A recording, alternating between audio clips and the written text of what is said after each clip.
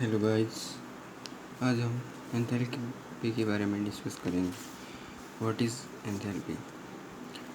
आप जब भी इंटरनेट पर देखोगे एंथैल्पी के बारे में तो आपको इस तरह का फार्मूला देखने को मिलेगा, H बराबर E प्लस PV, जहाँ पर E इंटरनल एनर्जी।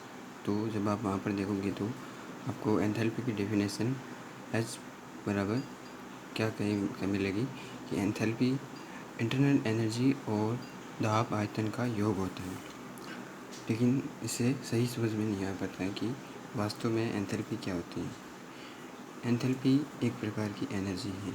वो कैसे है, आइए समझते हैं।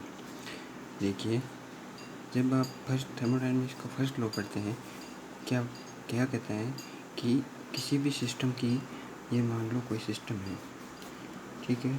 अब इसकी इंटरनल एनर्जी में कोई भी चेंज होगा, वो उसके द्वारा एनर्जी एब्जॉर्ब या रिलीज़ कितनी हो रही, प्लस उसमें उसके द्वारा या उस पर कितना कार्य किया जा रहा है, उन दोनों का सम उसकी इंटरनल एनर्जी के बराबर होगा। इंटरनल एनर्जी बराबर, इसका मतलब अपन QP प्लस, जब कार्य क्या होता है, -P डेल्टा V।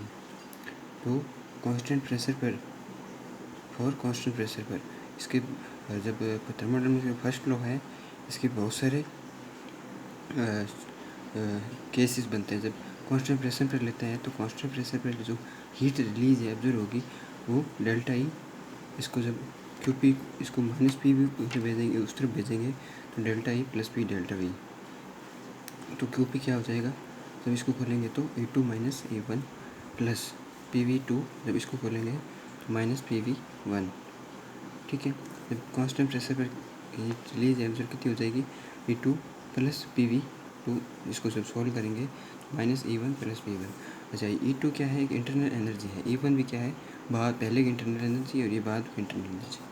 PV2, अच्छा, इंटरनल एनर्जी एक फिजिकल क्वांटिटी है।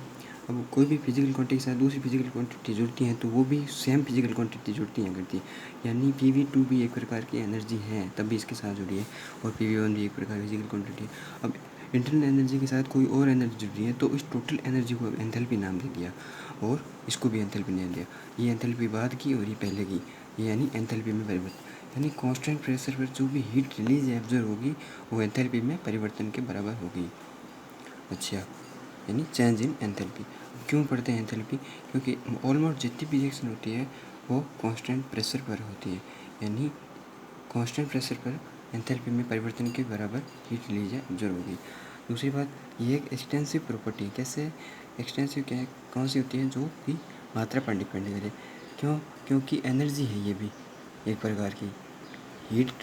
एंथैल्पी क्या है कि टोटल एनर्जी में एनर्जी है, और चेंज इन एंथैल्पी क्या है, एनर्जी में चेंज, यानी एनर्जी है एक प्रकार की।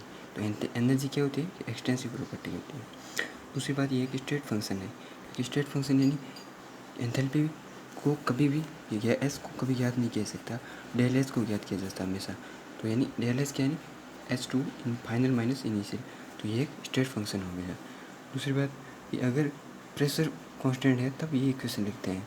अगर मान लो वॉल्यूम कांस्टेंट हो जाए तब क्या करेंगे, V डेल V कर देंगे, क्योंकि एंथैल्पी का फॉर्मूला तो क्या होता है कि ये कहता है कि डेल एस बराबर QP, ठीक है। डेल एच बराबर, क्योंकि एंथैल्पी क्या होती है, H बराबर E प्लस P।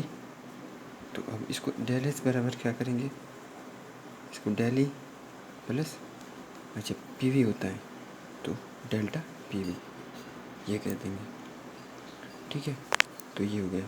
फॉर किसी भी रिएक्शन के लिए देखते हैं तो डेल्टा H बराबर डेल्टा E डेल्टा PV होता है, तो PV बराबर क्या होता है, NG/RT। वो तो डेल्टा E बराबर डेल्टा NG/RT, जहाँ डेल्टा NG क्या है कि रिएक्शन के प्रोडक्ट के कितने मोल, NG product minus NG gases reactant. अगर आपको ये वीडियो पसंद आई तो लाइक एंड शेयर करें, थैंक्स, और कमेंट करें।